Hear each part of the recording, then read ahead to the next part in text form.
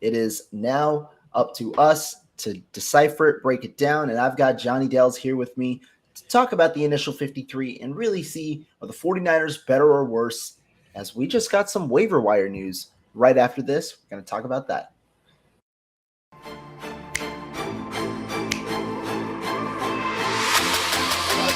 Let's go get him. Let's go get him today, man. Let's go. Hey, dominate on 3. 1, 2, 3. Dominate.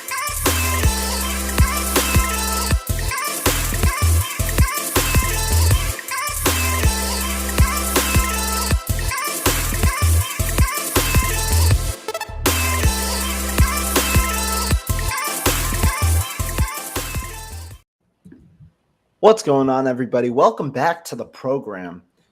Well, 49ers news just hit right before we started to go live. The waiver wire news just came out. The 49ers have officially lost 3 players. But before we get into football talk, how you doing, JonnyDels? How you doing, my man?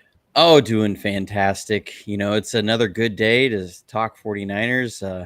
The 53 is set, and we're headed towards the season. You know, the 53 always starts to feel like football is really back. You know, that's when it says the season is literally right around the corner. When training camp starts, it starts to feel like, okay, we know now we're ramping up. But when the 53 is set, that's when it's like it's go time. Niners football is about to go down.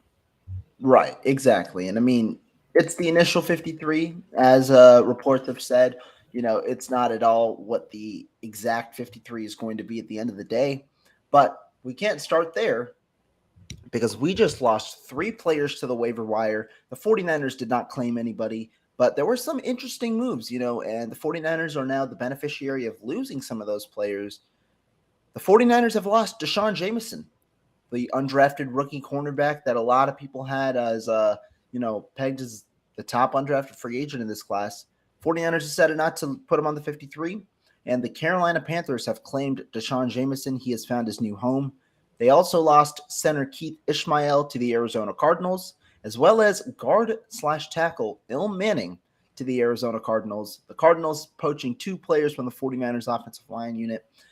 All 3 of those guys no longer with the team. What do you think about that? You know, it's part of the curse of when you are a good team is that you only have so many spots, only so many guys that you can protect, only so many guys that you can really bring into the fold. And this is what you tend to see happen to good teams every year is that teams that are trying to rebuild their roster, teams that are looking at that weren't exactly the greatest teams the year before, end up poaching the really good teams of guys that don't make the roster. And, you know, that's what we're seeing. It's sort of expected. Also, the other part is, this is the hard part of when they go through the cut down to 53 of who do you absolutely protect? Who do you think might make it through the waivers to get on your practice squad? I can't not believe that all 3 of those guys were not guys that they were hoping would end up back on the practice squad. But at the same point, those guys are going to make a whole lot more money on somebody else's active roster than they are on the practice squad. So I feel good for them, bad for us. No, I agree. And I mean, if we talk about the 3 players specifically, we'll talk about the fan favorites first. We'll start with Il Manning, an interesting player, obviously. He was a developmental candidate, 6'2", 295-pound tackle. Impressed to tackle, but the reality is he was not going to play tackle in the NFL. He likely slides over to the guard position, maybe even a center position, given his size. And the 49ers eventually cut him, rostered 9 offensive linemen, but they went with John Feliciano, Jalen Moore, Matt Pryor, and Nick Zakelj as their 4 offensive linemen. Now, do I like the backup offensive line unit right now for the 49ers? Not necessarily. I don't think it's that strong. The 49ers were implementing a lot of roster politics. 1, they don't have a true swing tackle this year. Jalen Moore, Nick Zakelj have not flipped sides once, really. Not once, but haven't flipped sides much at all this offseason. Moore has primarily stayed on the left side. Pryor has stayed on the right side. And that's why you have to roster 2 tackles, because you don't have a swing tackle as you've had in the past years where a guy could play both left and right. And again, swing tackles in the NFL, not that great because you don't normally specialize at one position. You're specializing at 2. But those took up 2 roster spots instead of 1. The 49ers also were going to lock in John Feliciano. He's their best backup offensive lineman, and he paid him $2.25 million in guaranteed money. And then the final move was rostering Nick Sakel. A lot of fans didn't like that. The reason being, if he gets cut, he gets claimed. Teams like versatility, and the reality is, offensive linemen, they're scarce in the NFL. You don't see many good backups. And so Il Manning was left to waivers. The 49ers were trying to keep him, obviously, on the practice squad. He gets claimed. He's going to Arizona. And now the 49ers lose out on one of those developmental prospects. Absolutely. I think you nailed it on the head with the tackle situation. I think that played more into Il Manning being exposed to the waiver wire more than anything, in that the 49ers, like you said, for years, it was usually a swing tackle. And we saw that bite us down the stretch several times, most notably the 2022 NFC Championship game, 2021 NFC Championship game, where you have Mike McGlinchey out and Tom Compton's in there and just getting absolutely mauled.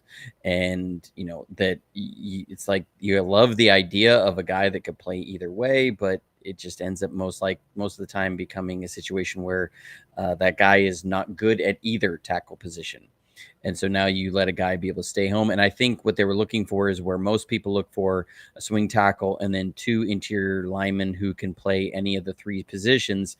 I think what they did this year is looked at guys who could play both tackle positions and then also be able to play inside. I think John Feliciano is a guy that they see can go plug in at guard if they need.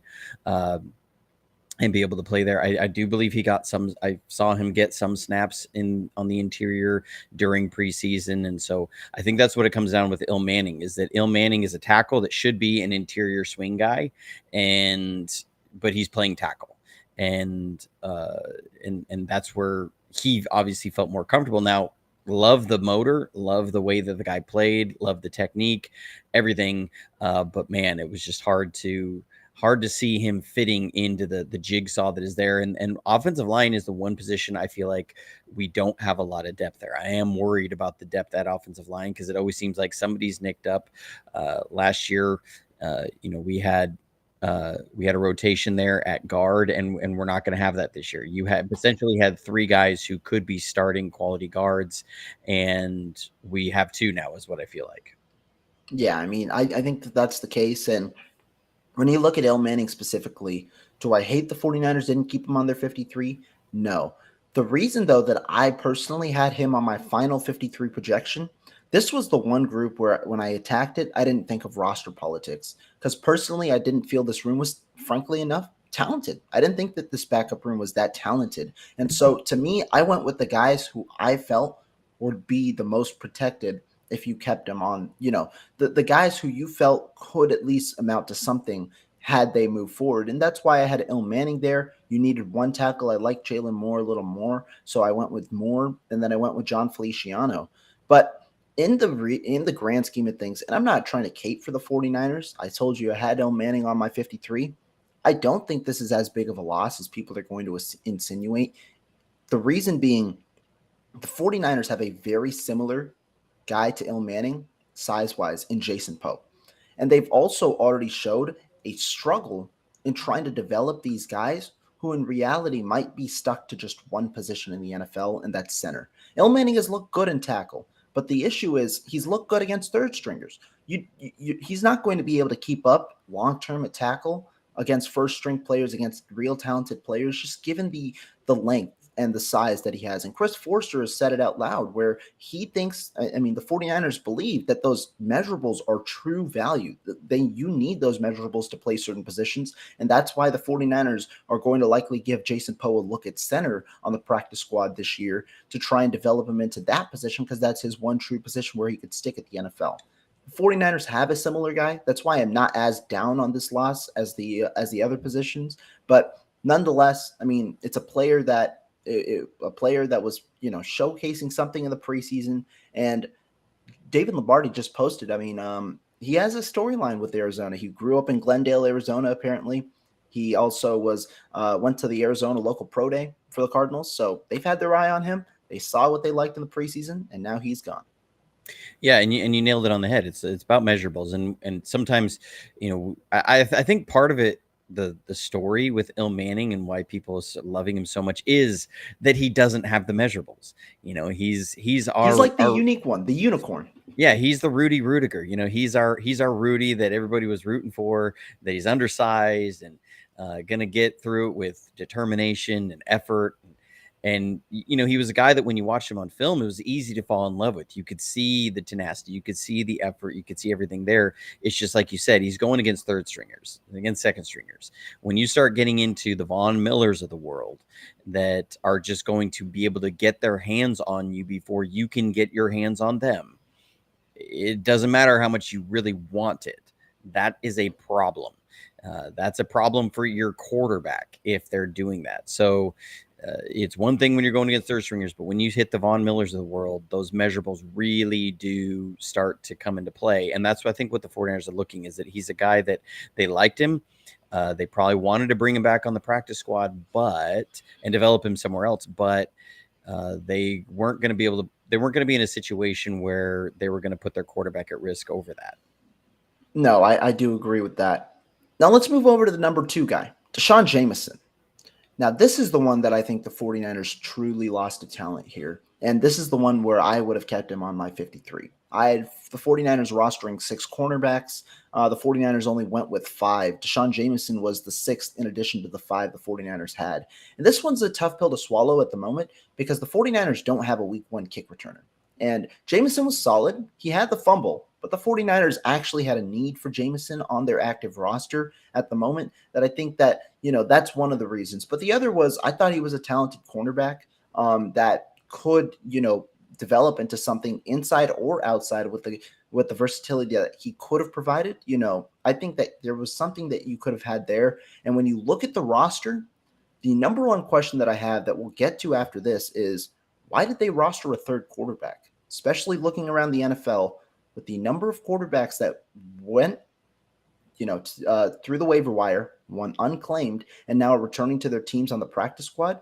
That's going to be a question that I disagreed with that situation. Thought the 49ers with the trade for Trey Lance, it not only did it free up some cap space, not only did it give Lance a new opportunity, but it allowed the 49ers to go with the situation of saving a roster spot.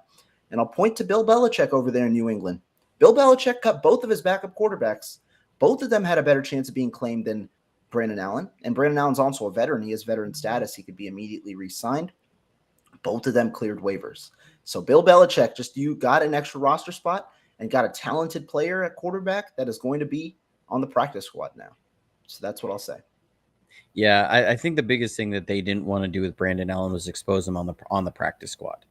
That they think they were looking at teams as the dust was settling, seeing who was going to be available there on teams as practice squads, and that's what they were concerned about. And Kyle Shanahan, the one thing about him that you can know is that he has a little bit of PTSD from his scars, and he's got a certain way about him that some things when they hit you and they burn you bad. You carry the scars from those. And I think that third quarterback situation is something that's going to haunt him this season. And I don't think he's going to let any chance of having a guy that they have to add onto the roster in November being a guy they're relying upon in the NFC Championship game. So I think that's what this is about. This is about his PTSD. And I really think that Jameson's spot, I think there was a multi kind of, when it comes, I think he was on that 53rd spot is where he was looking for. And who are you competing with at those points? You're looking at, like Brandon Allen, you're looking at maybe Jordan Mason, Ty Davis Price, because you're starting to look at if you got Elijah Mitchell there, you're looking at your 4th running back. That's a position that are you going to be keeping that position or not? Are you going to keep 4 running backs? Or are you going to keep a 6 defensive back? It's in the wide receiver room. Who are you keeping? Danny Gray, or are you keeping Deshaun Jameson? Danny Gray can return punts, just be the special teams returner like Deshaun Jameson was. It's where does that fit in, and also where does this picture looking forward with Darrell Luter?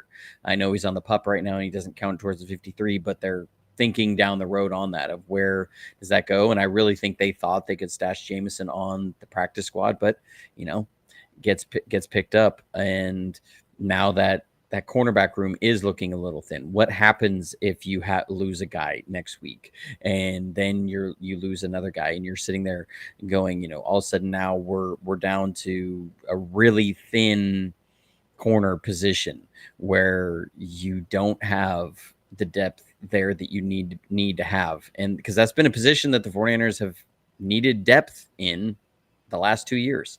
So what happens there? And especially with Darrell Luter being on the pup, personally, I would have kept Jameson, and I would have tried to make it a hard decision there with your fourth running back, but that becomes hard because Elijah Mitchell has not been able to be counted on to be healthy.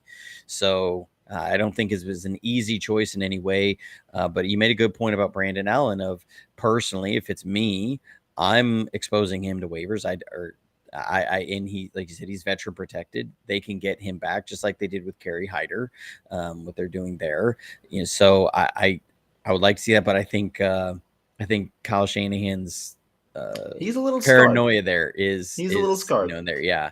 Yeah. I really think what I think should have happened is that once the NFL made that third emergency quarterback rule in place, then they should have added that to the active roster. They should have bumped their active roster from 53 to 54, because most teams didn't have that third quarterback because it was an open slot on the 53 that they didn't want to take up. And I'll say this, teams do not care about that rule. They are operating under the same pretense as the previous, the previous formula, which is they're having their third quarterback on the practice squad. That's why in past years, only 25% of teams at most would carry a third quarterback. And usually that third quarterback isn't a veteran. Instead, that third quarterback is a developmental candidate, one of the guys who you really don't want to expose to waivers, and one of the guys who you feel that could be a potential backup in the future or something like that, such as a Brock Purdy last year, something like that. But the 49ers go with an intriguing situation. They go for a veteran. And I honestly think that Brandon Allen would not have a spot on a 53-man roster had he been released. I think that given the way the quarterback market is, teams prefer a guy like Bailey Zappi to Brandon Allen. Teams prefer, and even if they don't prefer, there are a ton of quarterbacks right now that are out there that you could sign that provide you similar value to Brandon Allen. But that was only one situation, on the roster. There were a couple of intriguing things, and that's why I want to get your thoughts. We'll go position by position, see what you kind of feel about the roster, compare it to last year, talk about the 53 and go like that. And of course, since we're talking about quarterback right now, what are you thinking about the quarterback position after the 53-man roster is unfolded and compared to last year? Well, if you had asked me this question a month ago, I would say that I felt better about the quarterback room August 1st of 2023 than I did August 1st of 2022. August 1st, 2022, we were looking at Trey Lance was going to be the guy. And then behind him, you had Brock Purdy, and Nate Sudfeld, and Brock Purdy was a complete unknown. He was the Mr. Irrelevant. So you're not feeling great about that. Nate Sudfeld has always been a big bag of meh, and there's not a lot to be excited about there. And you're going, okay, the thought was if Trey goes down, we're screwed. And then, because Jimmy Garoppolo is thrown on a side field, he's not even with the team. And then fast forward to now, August 30th, 2023, I don't feel as good about our quarterback room as I did August 30th, 2022. At that point, Jimmy was headed back as a backup. And so you knew that if Trey Lance went down, at least you had Jimmy Garoppolo, who you'd won a lot of games with, and you still had a chance. And Trey Lance was looking like gonna be the franchise quarterback. And then you had this 7th round guy might turn into something. I don't know, Brock Purdy. Now we're looking at Brock Purdy's there, and should he go down, we're turning to Sam Darnold. And I don't feel as good, with Brock Purdy being backed up by Sam Darnold as I did about Trey Lance being backed up by Jimmy Garoppolo. I feel like the quarterback position is much where it was probably August 1st of 2022, that as long as Brock Purdy stays healthy, we're fine. But I'm not loving the depth there. I'm not loving the fact that Trey Lance is now in Dallas. Obviously, he really did want to be somewhere other than San Francisco. And the reports coming out was that after he found out he was the third string quarterback, that he wanted to go anywhere but San Francisco. And they said they wanted to keep him, but they were going to do what was in the best interest of Trey and what he wanted to do. And he gets traded, and almost immediately his social media, there's no signs of him ever being a 49ers quarterback. So obviously, there's something going on there, but I wish we could have held on to Trey Lance. I do think he was a guy that has had some rough circumstances, probably the wildest circumstances I've ever seen for a high draft pick quarterback coming into the NFL. I don't know if we've seen a guy that raw come in and then experience injury after injury like he has. He's got an uphill road from here, but overall, I feel great about Brock Purdy. I feel absolutely fantastic about Brock Purdy, and that's about as far as it goes. Yeah, I mean, when you talk about the quarterback room right now, I mean, you talk about the top end talent. I'll say this, and I've been a proponent of Trey Lance. I think he has a high ceiling and things like that. Brock Purdy is better than Trey Lance was by far when you compare where they were starting in 2022 compared to week 1 of 2022 to 2023. Trey Lance was a very raw quarterback last year, and that's why the 49ers implemented the game plan that they did in allowing the run game to flourish so that it opened up easier looks for Lance in his early stages of really playing right in the NFL. So the starter is good. The depth, much worse than last year. I mean, you had Jimmy Garoppolo and Brock Purdy last year. You had two quarterbacks that carried your team after the starter got injured and then the backup got injured. That's unprecedented in the NFL. This year, it's not nearly as good. I think that when you talk about the backup level talent, I think Sam Darnold's worse than where Jimmy Garoppolo was when he started playing, and then worse than where Brock Purdy was when he started playing. And I also am not that confident in Sam Darnold personally as a quarterback, especially after watching training camp, after watching the preseason. I don't think there's really anything so far that has amazed me about Sam Darnold to make me feel very comfortable in him if he takes over games, other than the fact that he's in a Kyle Shanahan system. Then you talk about the third string quarterback. I don't think Brandon Allen should be on the team. I think that he should be a practice squad level quarterback. The reason that he's on the team is because the 49ers don't want to go down to their third string guy and not have a guy on the active roster. That's the really main reason why he's on the team. In general, 3 quarterbacks is not a norm for teams. That's not been the norm in the NFL unless you're trying to carry a developmental prospect. The 49ers, though, are now doing it because of the very unprecedented situation they faced in the NFC Championship game. And if they continue to do it, they're going to be at a disadvantage. Whereas teams like the Patriots are able to stash another core player that they could keep while, maneuvering their way with quarterbacks, because what they'll do is likely sign a guy like Bailey Zappi to the practice squad, call him up to the 53-man roster, and then, he'll be the backup quarterback. But roster politics-wise, you could have done elsewhere. Not a big fan of it, but talent-wise as well, I think this room has seen a depreciation of talent from last year. Yeah, and like you said, though, the it was almost unprecedented, the amount of talent that was in that quarterback room, maybe right, whether or not we realized it last year. And that's going to be something that would be hard for any team to match. I know we talked about it, I think it was last year, that the 49ers probably had the best quarterback room in the NFL. And so it's hard to maintain that at a premium position. But the one thing I will say that I did like from Sam Darnold, and I think was a big deciding factor, having watched through all the preseason film, big deciding factor on why Sam Darnold was your quarterback number 2 versus maybe Trey Lance, was that Sam Darnold consistently showed where, while he wasn't always able to deliver the ball, which is the most important thing, but in which Trey Lance also had those problems too, but Sam Darnold consistently showed that he was able to find the right place to read. When him and Trey Lance were both given full field reads, Sam Darnold generally knew which side of the field to read, even if the defense shifted post snap. I didn't always see that from Trey Lance. Actually, I very rarely saw that from Trey Lance. Oftentimes, whatever he saw pre-snap, he would choose his side to read, and no matter what happened post-snap, he was going to stick to that side. And a good example of that would be there was an off-schedule play that Trey Lance made. I believe it was his first play of the game against Denver. He rolled out, hit Ronnie Bell along the sideline. That was a play he had a running back wide open in the flat on the other side. And the reason why was because that was his hot route against the blitz. The Broncos came with a fire zone blitz. The hot route was open. Trey Lance never even looked that side. He was looking to the other side, which was a different coverage beater. They changed their coverage post snap.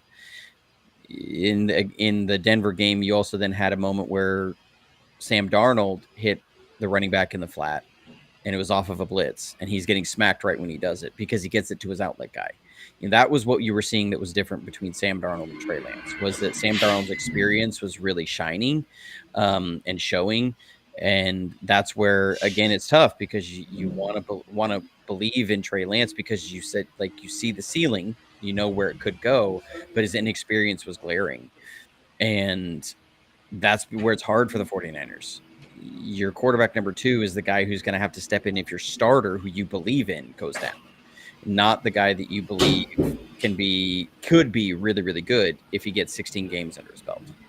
Mm-hmm. Yeah, I mean, and I think that's a great way to put it. And overall, when you talk about the quarterback situation right now, I want to actually point to this comment here. Randy Daytona says, "I think if any starting quarterback goes down, the team is likely screwed." In 99% of the cases, this is absolutely the truth. When your starting quarterback goes down, your team doesn't really face, they don't stand a chance that much. And let's point to some of the top teams in the NFL. Joe Burrow, you know who his backup quarterback was for a while? It was Brandon Allen. There's a reason that Brandon Allen right now is seen as a practice squad level quarterback or a quarterback 3, because teams don't divest that much into the backup quarterback position when you have a solidified starter. Patrick Mahomes rolled with Chad Henne for a good portion of time, right?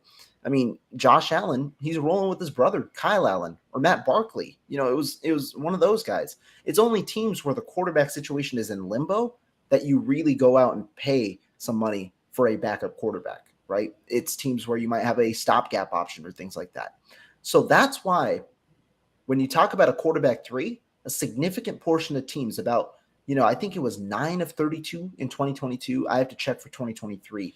But a significant portion of teams don't roster that third quarterback because it's a wasted roster spot, understanding that your season is in limbo if you lose that top option who you've divested a good amount of resources or whatever it is to build around, And so that's why I'm not that big of a proponent of the third quarterback, even with the new rule, even with what we saw in the NFC Championship game.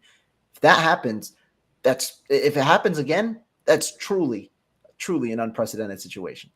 Yeah, and I think this also speaks to the philosophy of the 49ers and why they wanted a guy on a quarterback on a rookie contract, is that they believe they could build a good enough roster that they don't need a stud at quarterback. They need a guy who's good enough, and they can win if they build a strong enough roster around that. Now, Brock Purdy, that's not saying Brock Purdy is not a stud. That's just speaking to their sort of philosophy through this and what they've looked at and how they operated with Jimmy G and how they operated then moving to Trey Lance and things that they believe they could be good enough with a good enough team by manipulating the cap with a quarterback on a rookie contract to where I think they do believe that they could win a lot of games with Brandon Allen. I think they believe they can win a lot of games with Sam Darnold, or at least make it through their game. But, to your point, it's absolutely true. Just look at what happened with the Rams last year. Matt Stafford went down and they look like absolute kitty litter. You look at the Cardinals that with Colt McCoy under center. Went from a playoff contender in 2021 to one of the worst teams in the NFL. And one of the best seasons of Hard Knocks that we've ever seen. It was amazing to watch that happen to a division rival on documentarized, as it was going, which is fantastic. But, if Geno goes down in Seattle's going from a playoff team, an ascending team, to where they're looking at, now we have to get through this year. You can look at so many of these teams. You can look at the Jets right now. If Aaron Rodgers goes down, they have to go back to Zach Wilson. Zach Wilson. I was blanking on his name. Like I told Rowan, my son, my 16-year-old son, kept me up about 3 hours last night. So I'm drinking a lot of coffee trying to get it. But and Zach Wilson does not look great. And where are they at? They're a great defense with an okay offense. That's why they went out and got Aaron Rodgers.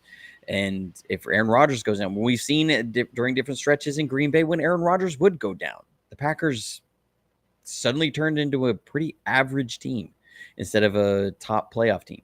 So, yeah, you're 100% right. We like to think, because we were spoiled last year, of that number 2 and number 3 guy, still being able to make it through. But the fact is, in the NFL, your starting quarterback goes down, you're pretty much you're looking at like what we were in 2018, going, well, all right, let's tank for Bosa. I mean, that's exactly what it is overall. And at the moment, quarterback, though, it seems the 49ers, they've settled on their option. Brandon Allen is on the active roster. That shouldn't change likely right now. He's quarterback 3. Let's go to running back, though. Running back, a position. The 49ers kept all 4 of their top options at running back. Christian McCaffrey, Elijah Mitchell, Jordan Mason, Tyrion Davis-Price. There was some speculation around potential trade for Elijah Mitchell. 49ers kind of, quieted that down. They're keeping all 4 of their options. What do you think about this room? 53-man decision, and also compared to last year? I think Jordan Mason and Ty Davis-Price are making it really hard for the 49ers to cut ties with Elijah Mitchell due to his availability issues. Now, that being said, I love Elijah Mitchell. I think when he's been on the field, he's been as good as anybody. And he's as good of a running back as there is in the NFL. But and he's definitely a lot more rounded than Ty Davis-Price and Jordan Mason are. Those guys had an opportunity with the injuries that continue to plague Elijah Mitchell, where he's not available, to really snag that number 2 spot behind Christian McCaffrey. And neither one, due to various issues, could do that. Ty Davis-Price showing multiple problems in pass protection, and Jordan Mason showing problems catching the ball, and also with his ball security. But those are 2 guys that you watch him carry the ball and you love them. You love how they carry the ball. It's everything else that you want to see become a full-fledged player. And I don't think they want to let either one of those guys out the door, because can you rely on Elijah Mitchell being there? History has shown that you can't. But between the 3 of those guys, I would 100%, if they're all healthy, Elijah Mitchell's your number 2. It's not even a question. And so that's a position that it's hard to see take up 4 roster spots. But I also don't know why or how you can let any of those guys out the door. It feels like you let any of those guys out the door, that they're going to be a stud for another team. It really does.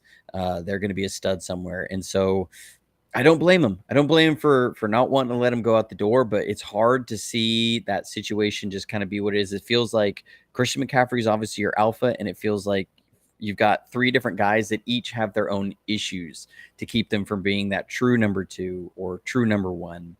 And so, it is what it is. I like the way you outlined the issues. And I mean, your thought process is similar to mine. To me, I'm trying to figure out the best way to optimize the running back situation. But you have 3 guys. Elijah Mitchell is your clear-cut running back 2. And a lot of people might not like him as much as others just because of the hype the other 2 have gotten this summer, or because Elijah Mitchell has faced his fair share of injuries. But what is Elijah Mitchell? He provides consistency. He's never fumbled. He's never fumbled in his NFL career. And this is a guy who can take on a workload. He can also take on, a secondary role as well, and excel in both. He's not bad as a pass catcher. He's not that experienced, but he's not bad as a pass catcher. And so he could serve a multitude of different roles. Whereas when you talk about Jordan Mason, fumble issues have occurred, right? The consistency when you give him a bigger workload is yet to be seen, although he is such a powerful runner, and the talent clearly is there as a runner, whereas Tyrion Davis-Price, the talent is there as a runner. But you would hope that the pass protection that was there in college would translate to the NFL. And unfortunately, in the reps we've seen, it hasn't. And so there are some concerns. To me, I was questioning the possibility of an Elijah Mitchell trade this offseason. And I think the 49ers could have got it done. But I think right now, with the way that their roster looks and the desire to potentially move more on the ground this year, I think that, you have Elijah Mitchell in the fold. and he's going to serve as your running back too, with the expected nature, unfortunately, that he'll get hurt at some point to where you can pivot to another player. I don't anticipate this being the running back room in 2024. I think that one of them will get moved depending on how the season goes. But in my opinion, this is the most talented room for runners that the 49ers have had in the Kyle Shanahan era, because you have an elite option in Christian McCaffrey and three very capable backups that I think that I would be able to trust as running back twos once we see them a little more. But I think that, the 49ers themselves believe that any of these guys could pick up the pace behind McCaffrey should an injury occur. Absolutely. And the question becomes about the versatility, is because we also have to remember is Debo as a runner and as the wide back and that whole thing, that versatility from your running back. If you're going to have Debo as a wide back and you don't have Christian McCaffrey on the field, your running back has to be able to block in the open field. He has to be able to catch in the open field. He has to be able to run routes, because you can't put Debo Samuel in the backfield and then lose an absolute threat, any kind of a threat out at receiver, or else now you're just telegraphing everything. So that's what made that offense so special with Debo Samuel and Christian McCaffrey on the field at the same time, is those guys are interchangeable. You can't lose that interchangeability when you go out there. When they were doing that in 2021 with Debo Samuel, you had Jeff Wilson out there who turned into almost like a half fullback, that he was a guy who could block in the open field and was doing a phenomenal job at it. So, there's things there that that the versatility of those guys have to bring that, and to be that running back that sees the field. And that's what I want to see from all three of those, is availability from Elijah Mitchell, and then versatility from Ty Davis Price and Jordan Mason.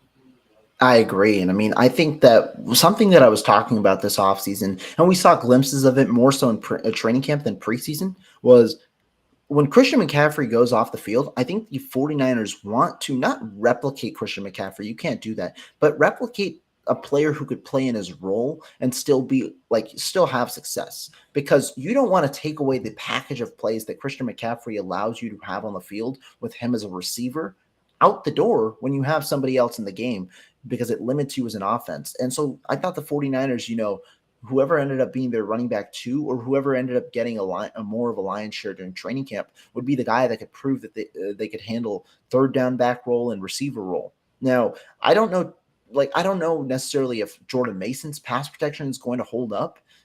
We've seen unfortunate stuff from Ty Davis Price, but I do like what I've seen from Mason for the second consecutive offseason as a receiver. I think that he has some potential there. The one main play in preseason was the screen pass he dropped, I believe, in week 1, the one that could have potentially gone for a touchdown. But overall, the body of work, I've liked what I've seen from Mason as a receiver. Intrigued to see, who ends up being that receiving back if Christian McCaffrey's not on the field. Absolutely. I think, yep. Let's go on to wide receiver. We've got 6 guys on the roster: Debo Samuel, Danny Gray, Brandon Ayuk, Ray McLeod, Jawan Jennings, and then the rookie Ronnie Bell. What did you think about this group?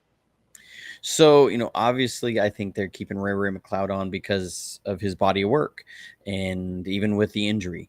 The one surprised me is Danny Gray, just because he wasn't really there for a lot of camp, has been dealing with his injury issues, and how good that Conley looked during the preseason. I really felt like Conley had a chance to push Danny Gray out of the receiver room, but the 49ers, they saw enough from Danny Gray in his growth as a route runner, as a blocker, that he could add to the team with that speed. And, Kyle Shanahan loves to have a speedy wide receiver on the field. He really does. People, and this goes back to, I talked about this on my show last night, that there was a narrative out there that I just never bought into, which was Danny Gray was drafted because of Trey Lance.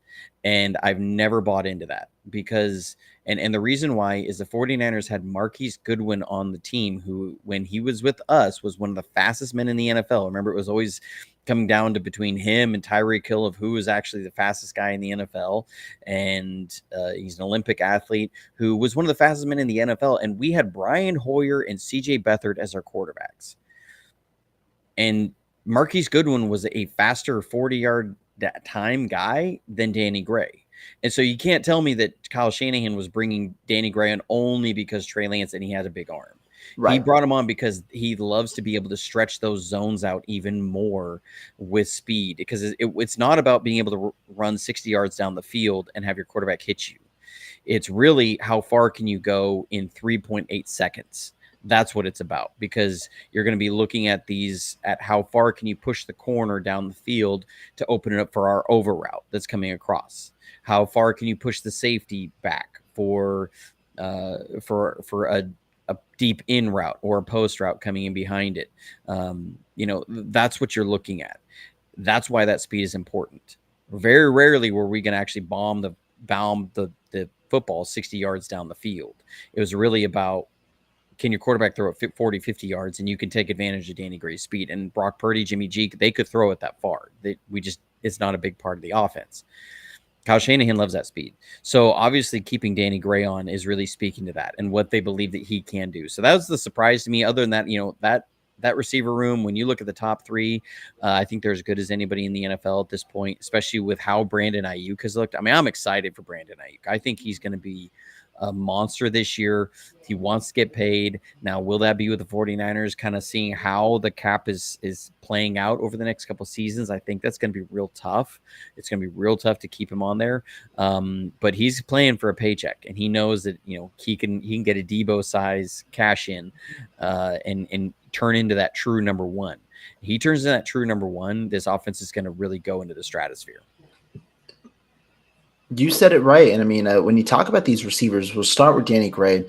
Now, I thought Danny Gray honestly improved a lot, tremendously from last year. Like last year, there was a serious concern about Danny Gray potentially not making the roster because he was getting jammed in training camp at the line of scrimmage in one-on-ones. Like it was, his release package wasn't developed, but this was known from his college tape. When you see it overall, from his college tape, Gray was very raw as a route runner and is really more of a technician. You'd see him lose speed at times when he was running non-go routes and things like that. I think Gray has found a better way to utilize his speed this year. He's beating cornerbacks off the break, and then obviously with that speed and the way that he's going with his newfound release package, I think that it's better. And I think that I said this earlier. I think at this point, Gray isn't a wasted pick. Is some of his value gone with Trey Lance now out of the fold and Brock Purdy set in stone as the starting quarterback? Sure. I don't think the 49ers are going to be able to stretch the field by passing downfield as much as they could have with Trey Lance. But again, right now, Purdy is clearly the better quarterback in terms of in-game tape. And with Gray's talents, I still think that you can find a way to use him.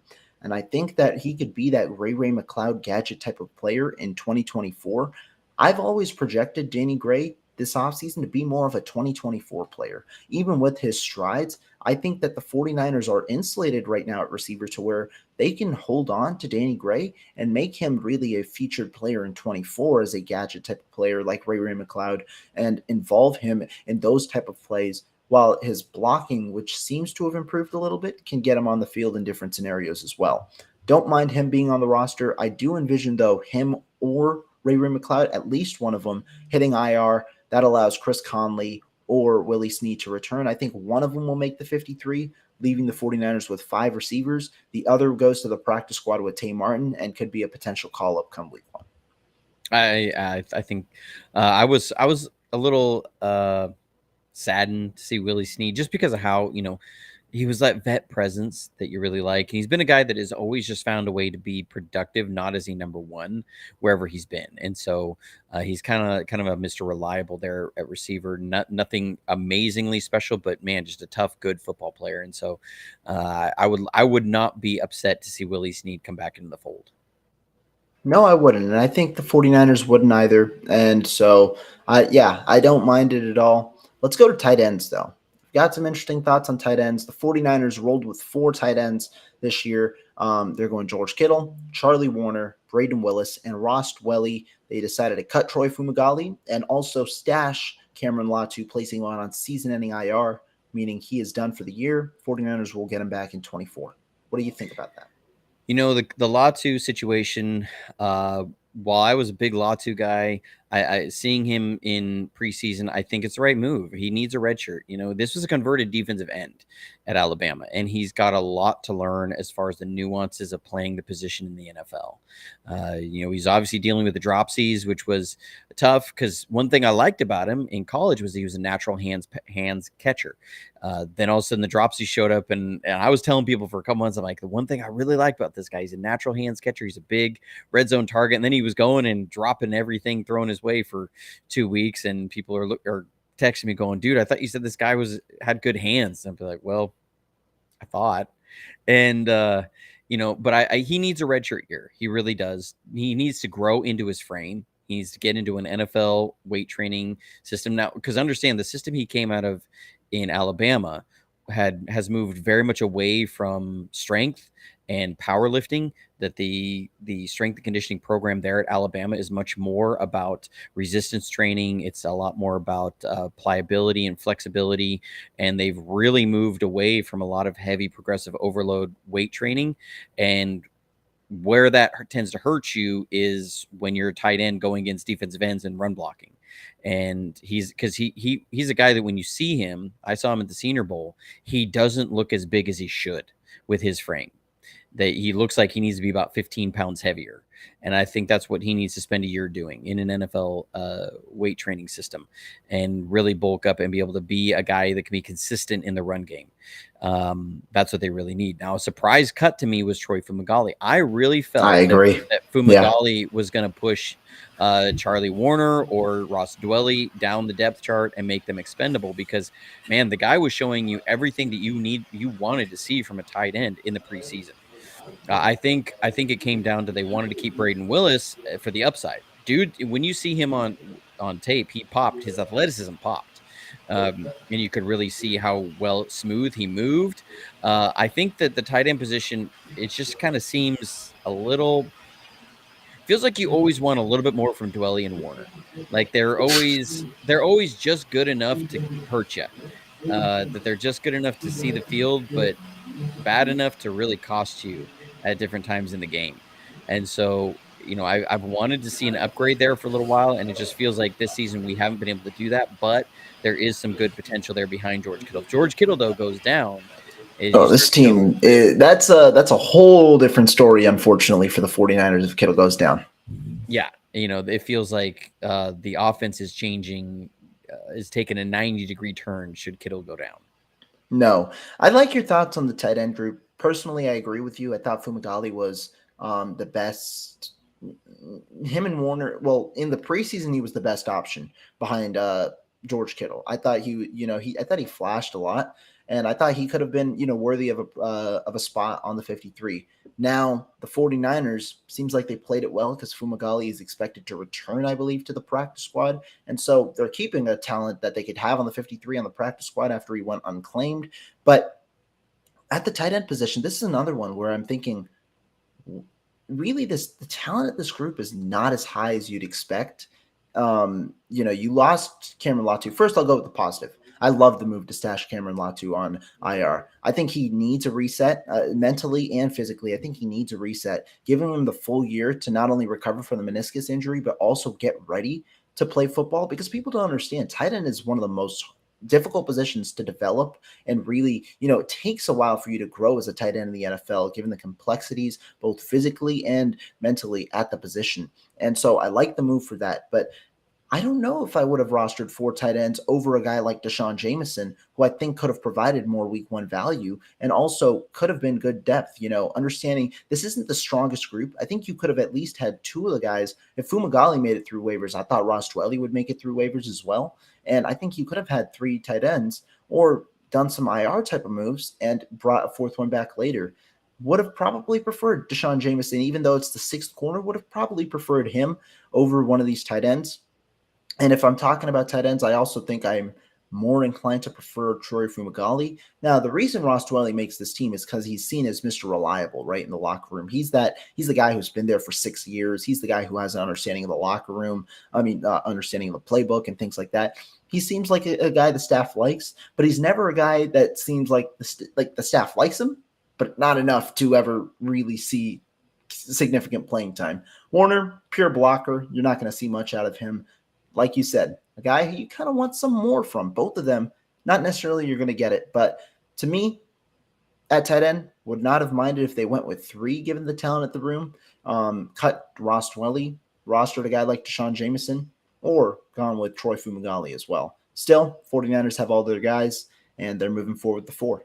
Yeah, and I think the other part that comes into play is also both Ross Dwelly and Charlie Warner being able to be that fullback, that second fullback spot as well, and having enough time in the system and knowing the playbook of all the shifts, all the motions, all the blocking angles, all the different things that Juszczyk does and Kittle does. That you're looking at with both those guys now. If you have George Kittle go down, okay, you need a guy who can do everything and know everything that the tight end's supposed to do. And then if George Kittle goes down and Kyle Juszczyk go down, and you're sitting there with Cameron Latu, or, even if he was healthy, and Braden Willis, or Fumagalli and Braden Willis, do you feel comfortable putting Fumagalli and Braden Willis into that fullback spot, or that tight end spot and sliding somebody else around? I really think it's just familiarity in the system, because you look at the really that fourth tight end spot, all the guys that were looking for that position, Latu, Braden Willis, Fumagalli, these are all guys who are new to the system this year. Mm-hmm. And so I think it's the familiarity in the system. They want to get all 3 of these guys with the season under the belt. And I would not be surprised if next season we see a very different tight end room with Dwelly and Warner moving on. I think that's where this is developing. And this is kind of, balancing the two worlds of the present versus the future, because the 49ers clearly want an upgrade at that backup tight end spot. That's why they invested 2 draft picks into it. Personally, I wasn't as high on Cameron Latu, like Braden Willis a little more coming out of the draft. But, you've got 2 players that the 49ers themselves believe in the organization, and 2 guys who you could see, may see significant action in 2024, on the years, see significant action there. And yeah, you are right in that. And the familiarity, especially with that fullback role, could help. And also, I think Ross Dwelly is more so the guy, if Kittle gets injured, to take over the Kittle role while Warner remains in his own role with the blocking, because I think they trust Dwelly at least downfield a little more compared to the other options. Mm-hmm, absolutely. Let's go to offensive line, though. The 49ers went a little different at offensive line. They took 9 players at offensive line, despite, some of the depth concerns that people have pointed out at this room. But you got your 5 starters: Trent Williams, Aaron Banks, Jake Brendel, Spencer Burford, Colt McKivitz. You've got your 4 backups: John Feliciano, Jalen Moore, Matt Pryor, Nick Zakel. What are you thinking about the offensive line? I know we talked on it earlier, but this room compared to last year as well. Starting 5, I feel pretty similar to where I did last season. Feeling pretty good about the starting 5. Not great if we're in a situation where we're dropping back and passing a lot, but that's not the way the 49ers football is. 49ers football is about the run game. It's about the play action pass. It's about keeping those things off balance. And so Kyle builds his team not in the way that he might have to scramble for. He builds it for a vision of what he wants to do. It's kind of like a golfer. You don't hope that you don't hit it out into the woods. You aim to hit it in the fairway. And so that's what they do with building this team. You aim to build your team the way you want to run it, which is a balance, 50-50, keep them off balance, the other team off balance. And you're exposing your guys very few times to obvious passing situations. So in that way, I feel pretty good. I think they're going to be a very good run blocking group. I feel very, very good about that, especially with the way that Jake Brendel was coming along at the end of last year. After that, though, I feel very like I need some Tums should anybody go down. Don't feel great about a lot of our backups. I feel like they're leaving much to be desired. And so, that somebody's going to get hurt there. It's just going to be who is it and how much of a drop off is it going to be? No, I agree. I think that is a point you have to make. Offensive line starters wise, I'm fine with them. I'm ranking them a little lower than I did coming out of last year. Thought with McGlinchey, if McGlinchey was healthy last year, they would have been a top 12 unit, I said, coming into the year. And I think that, they were somewhere in that 10 to 12 range, somewhere in the top 10. This year, I think they'll still be a solid unit, but I have them more as like a top 12 to top 15 unit, somewhere in that range. Still good enough, but a little bit of a step off from last year with the way that this offensive line unit is. But the backups is truly where you're concerned. Last year, you had a swing tackle who you're not necessarily as confident in Colton McKivitz, but he was able to do the job, and that guy is your starter. Like your backup went to your starter. That's saying something. And then your backup offensive lineman. I mean, you have a lot of turnover in this room.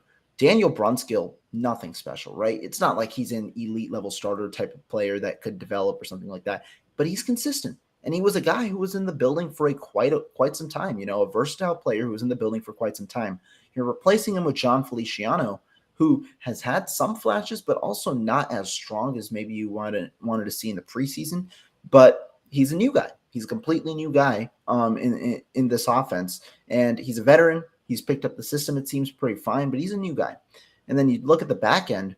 You've got now 2 backup tackles. Jalen Moore was a guy who you were not considering last year to play that swing tackle role. In fact, even this year, the 49ers offensive line coach, Chris Forster, has said he wants to see some more from Jalen Moore. Matt Pryor has been exclusively on the right tackle. Thought he did have a fine preseason. Didn't hate his preseason. I thought it was okay.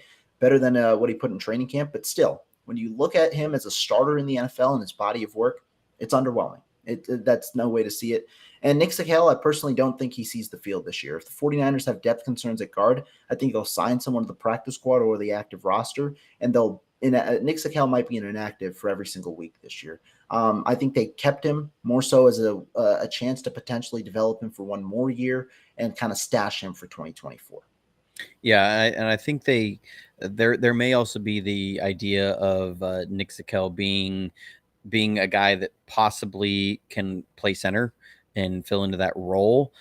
We haven't seen a lot of that preseason, but I think there's something there that that they like as far as that. Now, it's hard to see when you see the kind of holds that he's getting flagged for and moments where he's just getting put on his back in preseason by number 2s. That's a little hard to stomach there. I will say that I am glad to see the tackles we have over Leroy Watson. He was a guy that when you watch the tape of him in Denver, he was getting mauled multiple times. His handwork left much to be desired. He was basically, what you found out after that game is he was susceptible to a chop move. Anybody came with a chop and he was done. And those arms would go flying down. And I mean, because he had some like Mike McGlinchey on Twitter type of moments where he got whooped so bad in that Denver game. And so, I'm glad that he's not there. The big thing was, like we talked about earlier with Il Manning, I think it comes down to they like that length. They really do. They like that length at tackle. You're just not going to be able to stand up to the Von Millers of the world to be able to keep those at bay. Nick Zakel is the one, though, that I think it just comes down to versatility and knowledge of the system. Should they need a swing guy on the interior, he can play any guard position. He can play the center position. I really think that's what it comes down to. Whereas Il Manning was a feisty guy at tackle, I don't think they would feel comfortable at all plugging him in at center should that happen. And they like the size of the tackles that they had, and Jalen Moore's been a guy they've been high on for a little while, and he dealt with some injury issues in the past. Matt Pryor's a guy obviously that they feel can get in and they can at least move through some games. So Il Manning was clearly at least your number 3 backup tackle. And so what you need from, if you're going to have a guy there, he needs to be able to play more spots, and he just hasn't enough time. And I really do think they thought they were going to stash him on the practice squad, give him time to learn some other positions. It just didn't work out. No, I agree. And you're talking about the offensive line here. I said it earlier. I'm not as concerned really about the 49ers losing Il Manning, because I do believe they have a similar player who's a little higher in his trajectory and where he'll play in the NFL in Jason Poe. The reason being, both of them likely project as centers in the NFL. Manning could play guard because he's 6'2". He's got a little better length for sure than Jason Poe, who is solely refined to center. But they're both undersized players that, you do think need some development. And I don't know if the 49ers truly are we haven't seen that capability yet of them being able to develop those type of players into centers, because Nick Zakel has they've tried him at center a couple of times. They've tried Poe at center a couple of times. We've yet to see, the I guess them reaping the rewards so far. But at offensive line, I mean, Il Manning, he was better than Nick Zakel for sure, in my opinion, in the preseason. But this one, I'm not as down on as losing Jameson this offseason. Still, like Johnny said, for this question here, why Nick Zakel over Manning?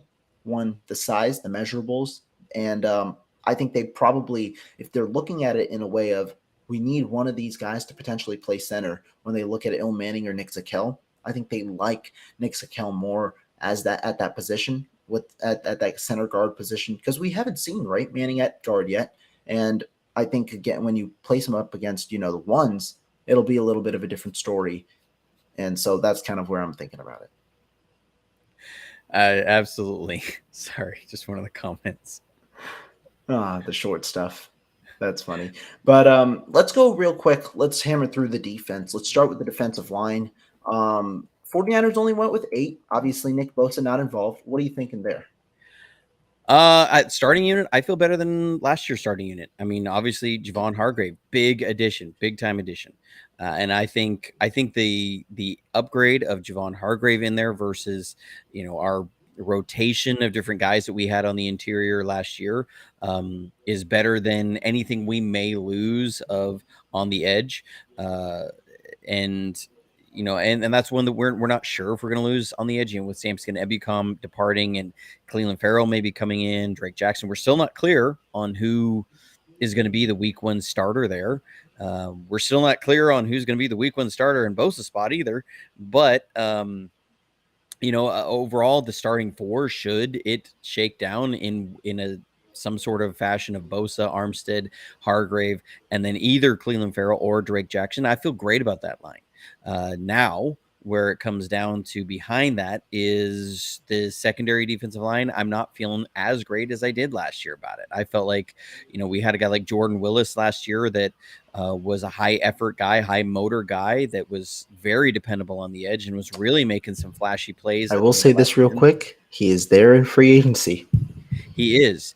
And, the question becomes of, you have to let go of either Robert Beal or Drake Jackson, I think, to bring Jordan Willis back in. Robert Beal's the guy that I haven't seen anything really of him in preseason. Very little playing time, but obviously they feel decent about that. The surprise cut to me was actually T.Y. McGill. I thought last year he put some really good tape out there. I thought preseason he was playing really solid. And I do believe that he may be another practice squad guy that they look to bring back.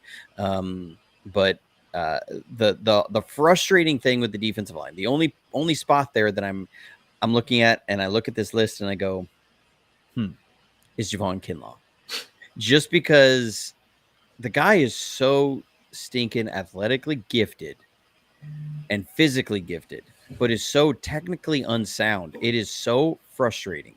It's beyond frustrating to watch him on film, because he will have moments where he looks like the guy they picked. And then there's moments where you sit there and go, if he just looked as good as T.Y. McGill, I would be fine. Mm-hmm. There's moments that he will just get ejected out of the hole and take himself out of a play. And it just drives me insane.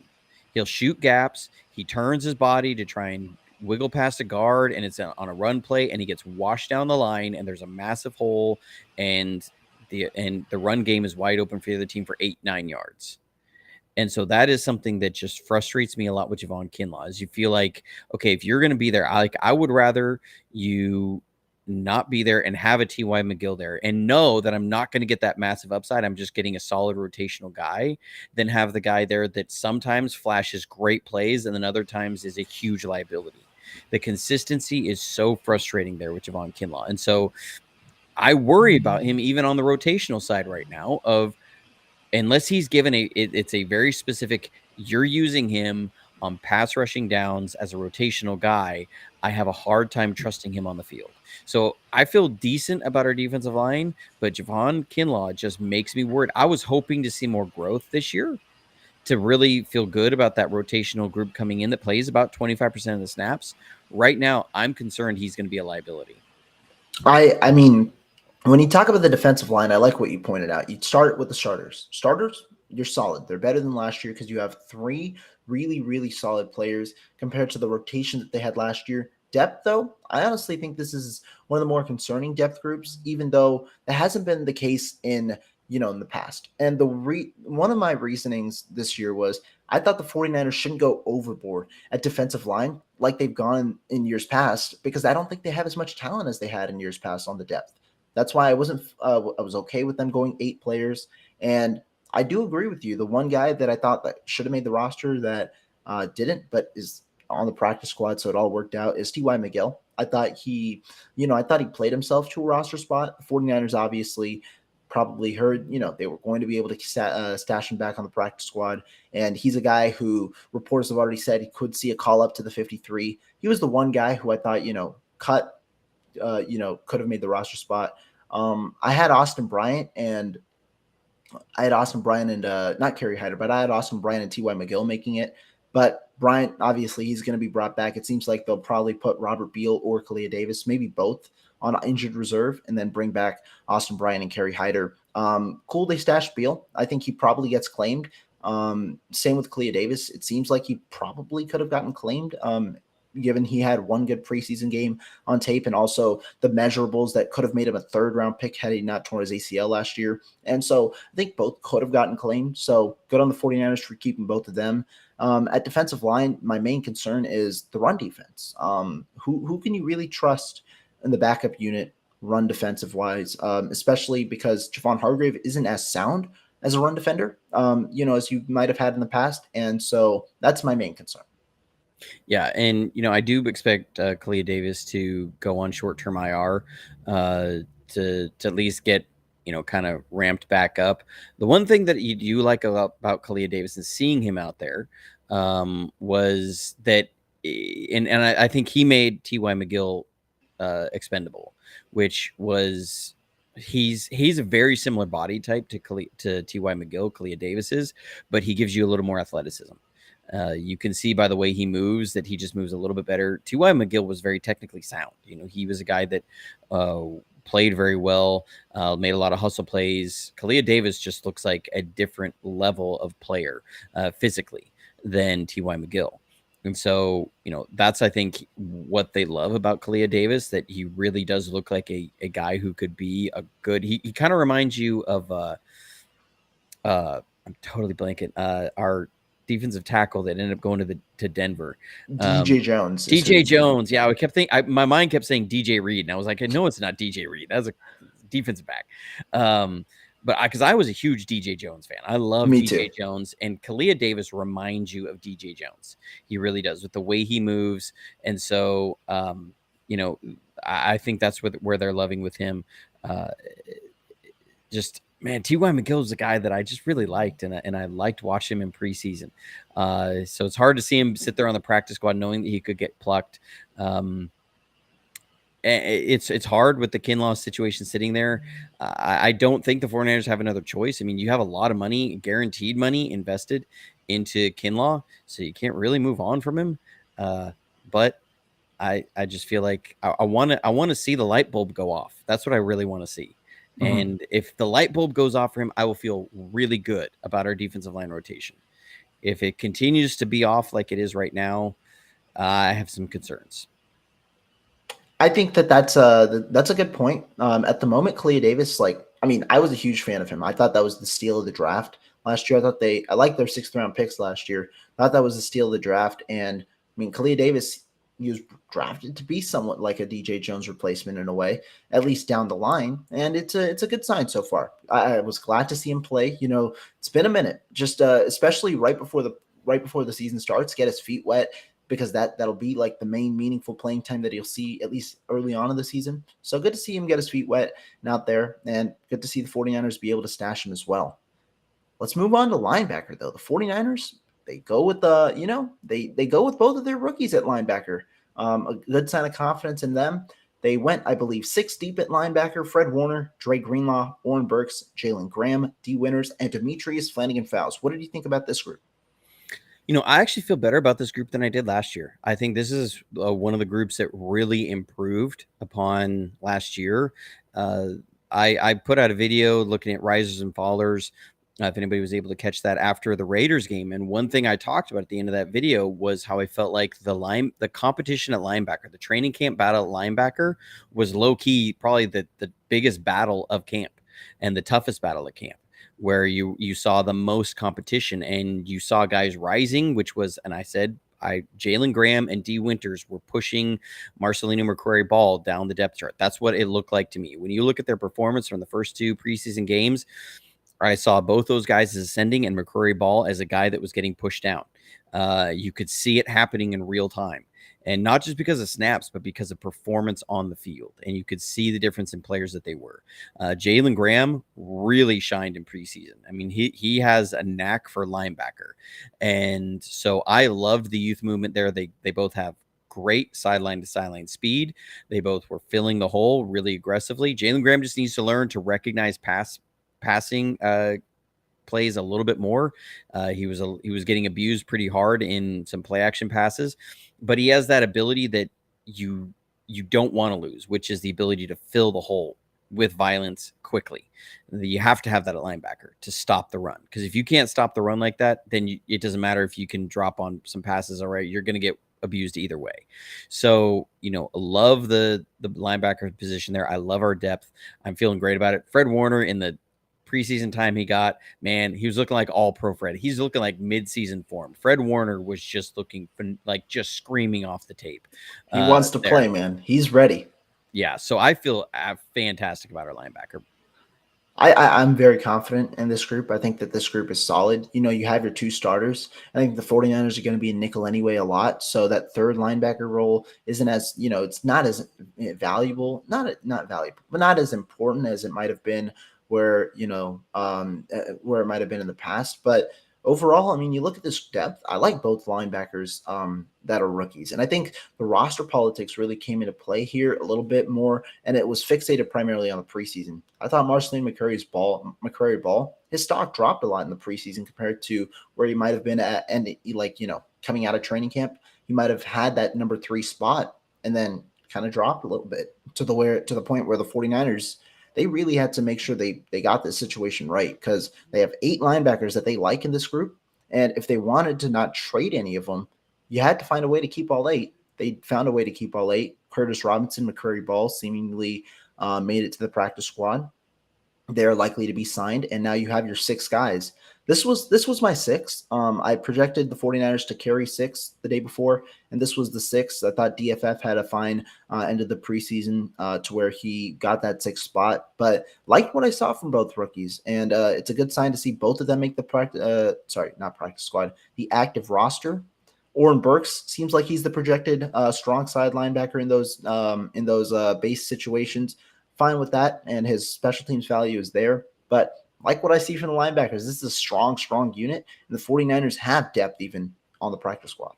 Absolutely. I mean, now obviously you lose a Fred Warner, you lose a Dre Greenlaw, there's going to be drop off. You could go to, a Pro Bowl linebacker and you're going to have a drop off from Fred Warner, kind of a situation. But it's not a situation where you're sitting there going, oh crap, we don't even have a starting caliber guy, or we're right. left with what San Francisco had maybe, circa 2016 at linebacker.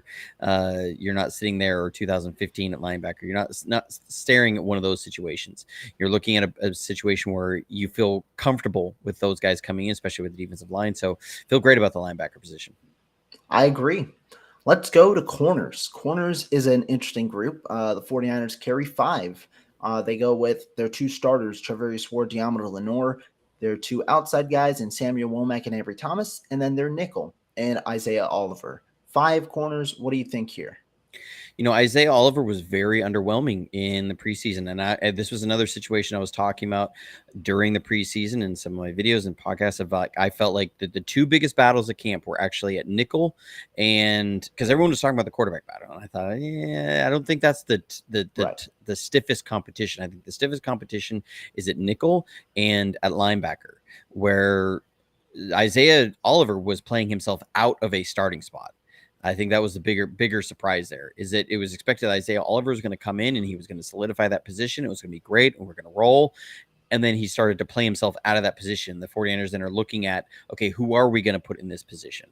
And what are we going to do here? And what's going to create our best 5 defensive backs on the field? Because as you said, most of the time you're in nickel. Something like 70% of the time teams are in nickel generally. I think last year we were like 68% in nickel, somewhere around there. And Isaiah Oliver is now looking like he's going to be that reserve nickel spot. Now, I do like how he showed up in the Chargers game. He's bringing some of that physicality you want to see from that spot, because you're in nickel all the time. Your nickel player has to be able to tackle. He has to be able to get physical. He has to be able to be that overhang defender and really get in the mix on some of those run lanes.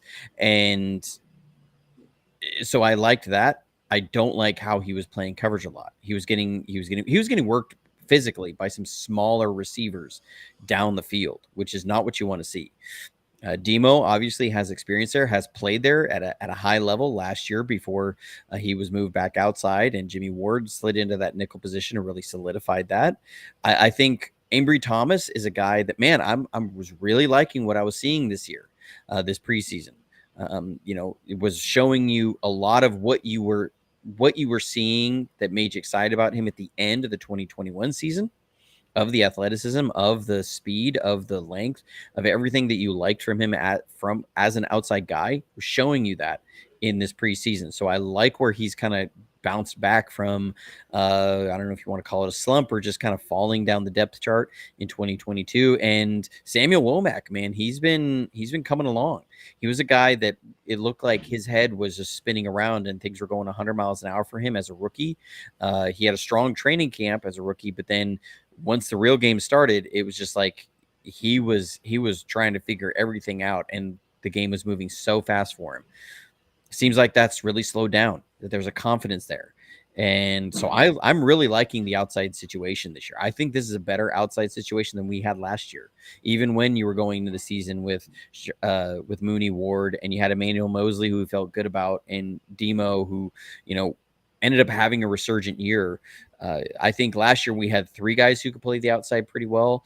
I think right now we have 4 guys who can play the outside really well, and that you would be fairly confident in them being on the field. I mean, are they going to be an all-pro group of everyone? No, they're going to give some stuff up, but that's life as a corner in the NFL. The position that I'm not so sure about is nickel after Demo. I think Demo is going to do great. I think there are going to be some learning bumps that go on there as he's adjusting back to nickel. If he goes down, though, I worry about Isaiah Oliver. I feel like he's going to be a liability there. Maybe he won't. Maybe as the season progresses, you get that defensive line and you get your linebackers in there, that can be something that isn't as much of an issue. But preseason, man, he played himself out of a spot. Isaiah Oliver, he came into this offseason with a guaranteed starting spot, and he lost it. Now, when we talk about the group, I like the 1 point, before we get to the negative, I like the 1 point you made about having 3 good outside guys and now 4 good outside guys this year. I agree. I went through training camp and I liked what I saw from Samuel Womack. He looks like an NFL cornerback. He looks bigger than last year. The size is always going to be the issue with him at 5'9", but he looks stronger. He looks like he can match up, in that press man system the 49ers like to run. Ambry Thomas, up and down training camp, I thought he had a better end, not a great start, a better end. And then the preseason was phenomenal. I mean, compared to what you expected from Ambry Thomas, it was much better than what he really got beat. He got beat maybe a couple of times. The main one was that double move, I believe, the second half of the first half at the end in the Broncos game, but he was holding up a lot, and so that's confident to see. I like the confidence brewing out of Ambry Thomas. Nickel, I'm not confident, and that's why I would have preferred Deshaun Jameson to come in there, because the 49ers were saying right before, before the start of the preseason, they wanted to experiment and try and see if Jameson could get some nickel reps, and you saw it happen in practice, not as much the preseason, but you saw it happen in practice, and, I'm thinking that Deshaun Jameson could have had a role there had that happened. Personally, with the roster politics not in mind, what I would have done was cut Isaiah Oliver and kept Deshaun Jameson, potentially even Quantrez Knight. I think that could have been, if the 49ers wanted to carry 5, I would have kept Deshaun Jameson over Isaiah Oliver. However, Isaiah Oliver was guaranteed $2.9 million at signing. That was his dead cap hit this year. And the 49ers did not want to, hold that in. And rather, he's going to be a 1-year deal. They said the possibility of a dual nickel role where Oliver kind of goes against the bigger guys, maybe the tight ends more often and more so in the run game. Demo kind of takes the coverage responsibilities, but still, he underwhelmed. He underwhelmed a lot. And this was probably Steve Wilkes' worst decision so far in terms of bringing him in, because the 49ers could have had a better nickel for cheaper, for sure. And they also have intriguing options that they had on their roster. One now that is gone. This is one where I'm confident in the outside group, like you said, but I think that personnel-wise, they could have gone and approached this a little differently. Yeah, and the Isaiah Oliver situation is just one where that it stings. It stings that he's not playing up to the level that they were expecting, because that is something that they invested so much in him. And that's part of the free agent game, right? Yeah. Is that you pay guys guaranteed money, and if they don't turn out the way you wanted, it's hard to not have a sunk cost there. I like what you said about Samuel Womack and the size. You know who he really reminds me of Go is ahead. Terrell Brown Interesting. Okay. from back in the Harbaugh days. I think similar size. I think both of them ended up not as high as they could with their speed and their tenacity and their abilities. Right. Because Terrell Brown, I believe he was about 5'10", I want to say is what Terrell Brown was, that he wasn't the biggest guy, but feisty and turned out to be a very solid corner. That's who Womack reminds me of. So, and Darrell Luter, yeah, I know Darrell Luter is 6 foot, but Darrell Luter has incredible length. If you see him in person, dude's got it is some crazy. long arms. Yeah, he's got, I think, 34-inch arms or something like that. He's got some long arms. He is. And I see a question real quick. Do you think he can play nickel? He's an outside guy. He's meant for this press man kind of system. Yeah, he's at Southern at the University of Southern Alabama. I had to remember what it was, because is where the Senior Bowl was held. And it just as a side note, it weirded me out when I pulled onto the campus for the Senior Bowl, and I just saw these USA banners everywhere, and I was like, man, they're really patriotic here. And then it hit me, it was University of Southern Alabama. But he was a press man guy. And I think what you're going to see from Wilkes a lot this season is a lot more man coverage. D'Amico Ryans ran zone more than any other defensive coordinator in the league last year. So you go to anybody else and it's going to be more man. And then Steve Wilkes, it ends up being about middle of the pack as far as man coverage. So you're going to see the 49ers run man probably about 25% more as far as overall plays than they were last year. You're going to see a lot more man coverage. So Darrell Luter is an outside press man guy. He's a pick for the Wilkes system. To me, I would rather see Womack or really Ambry Thomas. I want to see what Ambry Thomas would look like in that nickel position. And I think you will week one. I think, I think he's got what you want from that nickel. He's got the height, he's got the length, because you do need length in that nickel position because of all the two-way goes, and you're almost always going to be in a receiver's hip pocket. You're not going to be able to be in phase with them at all times. So you got to have that length to make up for that. It was kind of like Carlos Rogers back in the Harbaugh era. He was a guy who was like 6'2", and he would slide in at that nickel position that it can also be physical. So I would like to see Ambry Thomas get a shot there. But to me, I think if you have Ambry Thomas, Demo there, I'm feeling okay. Womack, keep him on the outside. See what you got in Darrell Luter. Isaiah Oliver is just, man, that's a tough one. It's like the Kinlaw situation. You get these guys with guaranteed monies, and they really need to stay on the roster, but and they have the potential to be a good player there, but they're just not playing to that potential, and that's what's frustrating. No, I agree. And I mean, that's the thing. The 49ers are now going to have to bite this year. Let's see where exactly hopefully they end up in a good spot with their cornerbacks. Health goes their way. They can play their top guys. That's what they were hinting at towards the end of the preseason with Ambry Thomas out there with the ones. But a room that didn't change too much, safeties. Taylor Hawkins was placed on season-ending IR. The 49ers, another smart move, stashing him for 2024. They go with their 4 guys: Deshaun Gibson, Talanoa Hufanga, Jair Brown, and George Odom. What do you think about this room? I like it. Solid groom, man. Hawkins was a guy I was wondering what was going to happen with him, just because Mhm. I thought he played really well for the preseason. He was a guy that, I mean, he wasn't afraid to mix it up. Wasn't afraid to get physical. He was, you could tell he was still learning what it was to be an NFL safety and all this stuff. So I was wondering what was going to end up happening with him, because he looked like he wasn't quite good enough to push like your veterans out. I mean, there's only 4 spots, and Hafunga obviously had one. Tayshaun Gibson had one. Jair Brown's got one. So it was really down to that last spot, George Odom and Hawkins. And I was wondering what was going to happen with him. It felt like if they let him hit the open market, that he could get snatched up. And so, stashing him, I think, is a good move. You get veterans in the safety spot, for the most part, other than Jair Brown, which is what you want. Those are your safety blankets.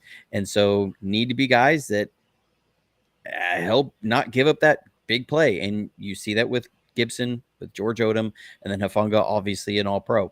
So, feel great about this safety position. Jair Brown, I think he looks like a starting guy. I mean, you see him Yeah. in the preseason.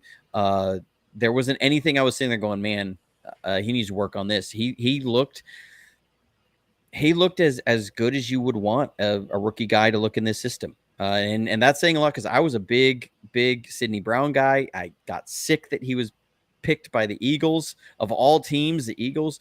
But man, Jair Brown, I loved everything I saw about him. Physical, he took great angles on his tackles, which is something that we haven't always had from our backup safeties. And so I feel great about that position. I feel like any 4 of those guys could play, and we're gonna be good to go. I like this group. I think I like it a little more than last year because you do have Jair Brown now, a starting caliber guy, in my opinion, in that group. And so I like this group for sure. Um, and when you talk about this group, I think the main question is more so Talano Hufanga with that Baker cyst injury. I wonder how the 49ers monitor that, because it doesn't seem like he'll have any surgery. He wants to play through the season, but do you limit him a little more early in the year? I wonder how they go about it. The main question, obviously, in this group was Taylor Hawkins, like you. I thought he was, a not starting, sorry, a roster caliber guy. Luckily, the injury, unluckily for Hawkins, luckily for the 49ers, the injury allows him to go on season-ending IR. He's a stash and probably ends up making a roster in 2024 as a depth piece, like what I saw from him in the preseason. Yeah, absolutely. The safety room is one that I feel as good about as any other position group. I agree. And I mean, we saw, some national outlets even saying the safeties for the 49ers were the best in the NFL in terms of that room overall. I don't know if I'd go that far, but I mean, it tells you how respected the safety room is overall for the 49ers. Mm-hmm. But I mean, this was a fun one, man. We went through every single position, talked about the 53, talked about, our personal opinions on it, looked at the every other position. I appreciate your time, Johnny Dell. Any last Yeah. thoughts before we head on out of here?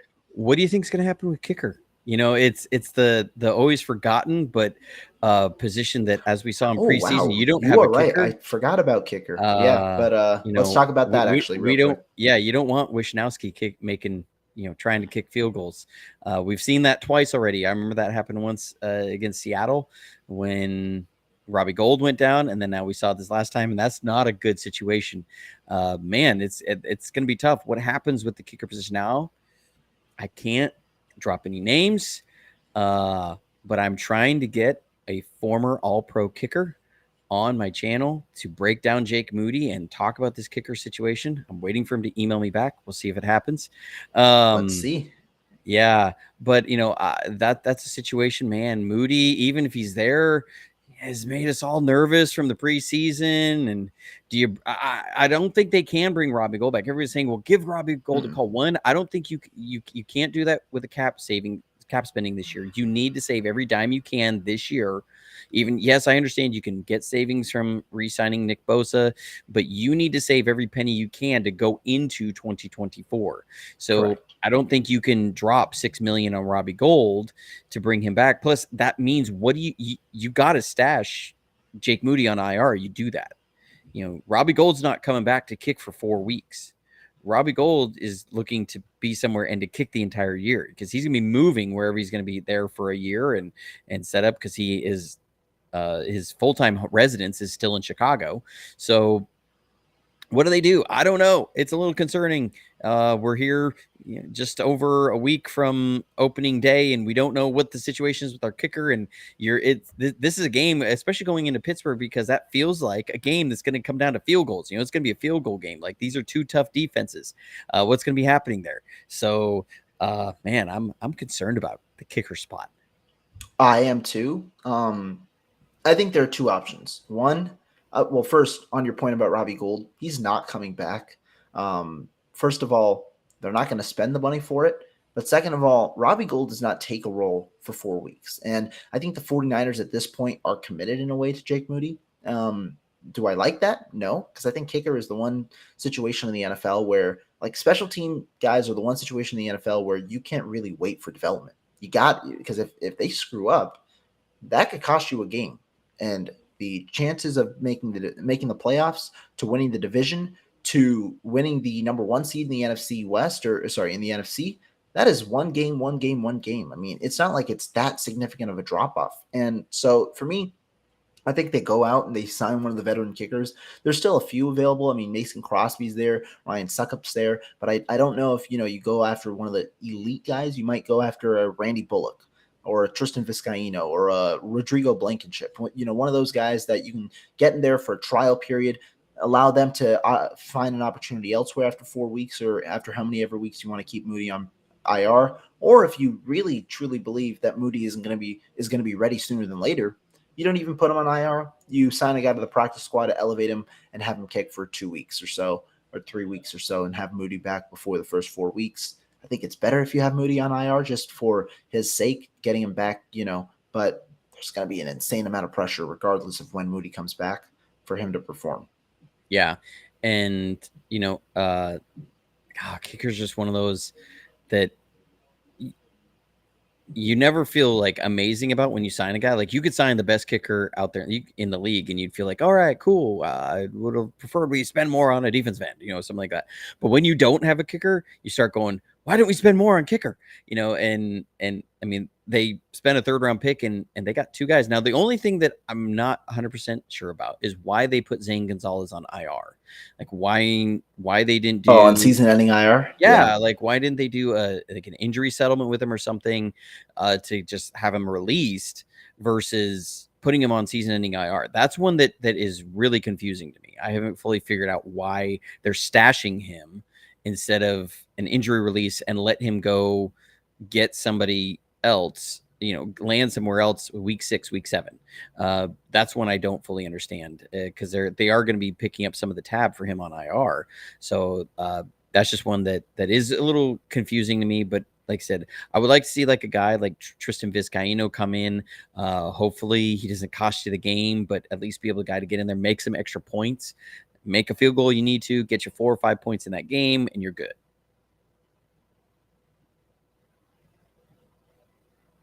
There we go. But I think when you talk about it, you are right. I do think that for Zane Gonzalez, an injury settlement is still on the table. That is a move that maybe we'll hear a little bit of sooner than later. But regardless, I mean, this kicker situation for the 49ers, I mean, it's definitely not gone to plan so far. Nothing is out the door. Jake Moody could very well be a top 5 kicker upon his return, and he could end up being a very good kicker in the NFL. But so far, spending that 3rd round asset when you could have spent it maybe at another position at the moment, not looking so good this early in. Yeah. But hey, we still have a healthy guy who is the key to number 6 this year, and that's Mish Wisnowski, the Aussie bomber. He's there. He's healed from his back injury, and we got Tabor Pepper. So number 6 is confirmed. We're good there. Yeah, I mean, I wish it were that easy, That would be the case. Mitch Wisnowski, I mean, he was another guy who had an interesting preseason, but yeah. That's something. Hopefully we don't ever use him on the year. Hopefully, especially as a kicker. Because we're missing an extra point or a field goal if that's the case. But Johnny, it's been a great show. We talked about every position, went through the entire 53-man roster. Any last thoughts now on before we head on out? Hope Bosa signs soon. Just got to get him signed. I really one feel is I feel like him and Chris Jones are staring each other down. I think this is a situation like Trent Williams wanted to get paid $10,000 more over like 6 years than David Bakhtiari. Bakhtiari. Yeah. I really feel like it's that kind of a situation. I think both of them want to reset the defensive line market. I think both of them want to be the highest highest paid defensive lineman in the league, and they're waiting for each other to sign. I feel like that's what's going on. If that's the case, the 49ers they might be in trouble because Chris Jones does not mind holding out. He said he's going to hold out until week 8 if that's he's willing to hold out that long because he can do it financially. So the 49ers better hope they get a deal done, in the next 2 weeks. Yeah. I just feel like they're waiting for the other one to sign because neither one wants to be paid less than the other. I really think is what it is. And maybe it's structure of guaranteed money over different years and what's paid out now versus guaranteed to be paid out down the road, sort of a thing. That might be part of it, but with the way that the 49ers are, those parts of the details have got to be ironed out by this point. I think it's really coming down to how is this going to end here within a month. Bosa's not wanting to sign to be the highest paid defensive player week 1 to be lapped longer just like that. To be lapped, in week 2. I think that's what's happening here. And Chris Jones, like you said, he's willing to hold out till week 8. Once Bosa signs, he's going to want more. I mean, he is. He's going to want that. So, that's a weird situation that I think that's something that maybe hasn't been brought into the conversation enough of how that's kind of coming about. That could definitely be the case, in my opinion. And I don't know if fans want to hear this. I think this one's more on the 49ers, not at least meeting the middle ground. Bosa will have some pretty high demands, but I also think there's a range where he's acceptable with. You're not going to meet the high demands, but if you haven't met the middle ground yet, I think that's why this is taking a little longer than expected. But we'll see. Well, look at it from this perspective. Maybe I can move your needle a little bit. That Joey Bosa was never the highest paid defensive player in the league. How much do you think Nick Bosa, as the younger brother, wants to hold that over his brother, that he was the highest paid player in the league? I think that, that could definitely be a part of the case. And I do think that overall, even Nick Bosa's middle ground is the highest at every category. It's not, you'll see these deals where it's like you get the most guaranteed money at signing, but maybe not the most total guarantees or maybe not the most overall. I think Nick Bosa, his goal is definitely higher than, I think it's 33 AAV or 33 and a half AAV. He wants higher than that. He wants higher than the 80 million guaranteed at signing that TJ Watt got.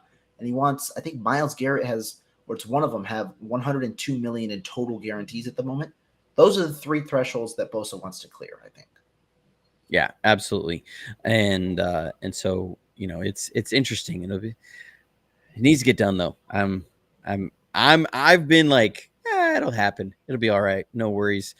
I'm starting to sweat a little bit now. I'm going, come on. We need to get this done. We need to get him in the building. Yeah, we'll see. I mean, we're what now? 11 days, I think, away from maybe 10, 11 days away from week 1.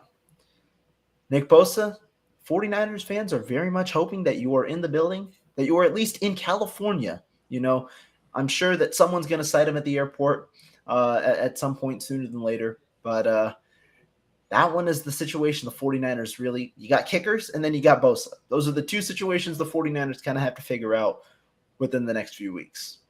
Yeah. But, man, it's been a fun show. I mean, we've talked about a lot of things, ending it, unfortunately, on a sour note with Nick Bosa. But guys in the chat, appreciate all your comments. Appreciate you guys holding the conversation and asking us questions. Johnny, it was a fun time collaborating with you once again. And I've got to say this before we head out. Love that setup in the back. I mean, every time we see that screen, I mean, that setup in the back is always just something to look at for sure. I appreciate it. And thank you for having me on. Always a pleasure to talk football with the legendary Rohan. Thank you, my man. Guys, we will be back very soon with some more content. I'm sure Johnny will too over there. Make sure you guys go hit him on YouTube at JonnyDels Football Academy, as well as the JFA podcast. Make sure you guys go ahead and hit him on Twitter as well. Great stuff, but we'll be back. We'll see you guys soon.